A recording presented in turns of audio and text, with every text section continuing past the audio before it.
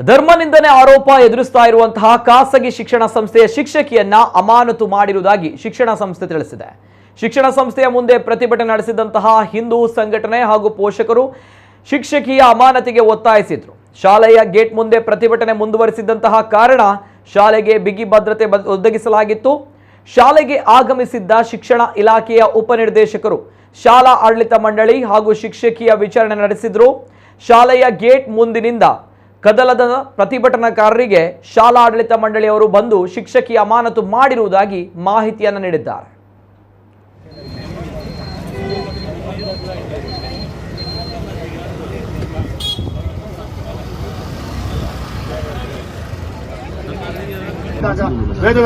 ಈಗ ಇಲ್ಲೊಂದು 100 ಜನ 200 ಜನ 300 ಜನ ಇದ್ದಾರೆ. ಇವರನ್ನು ಸಮಾಧಾನ ಮಾಡಬಹುದು.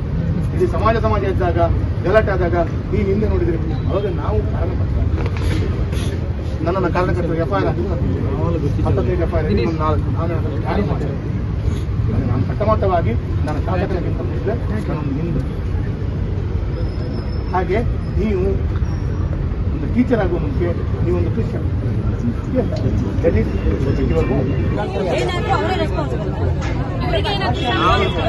ನಾವು 7th ಇರುವಾಗ ಅವರ ಕಟ್ಟೆಯಲ್ಲಿ ಹಾಕಿದ ಪ್ರಸಾದ ಎಲ್ಲ ಹಾಕಿ ರೌಡಿಗೆಲ್ಲ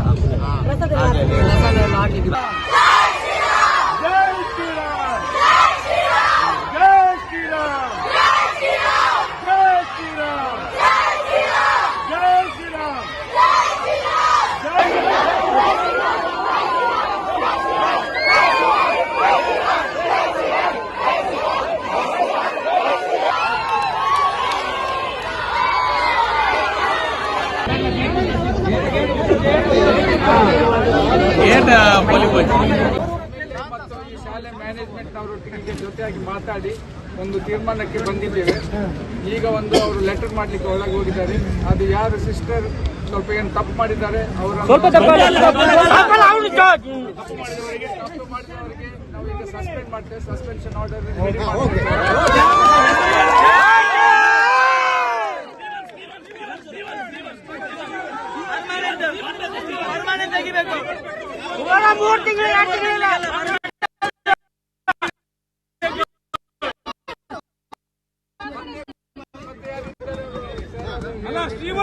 ಸಸ್ಪೆಂಡ್ ಮಾಡಬೇಕು.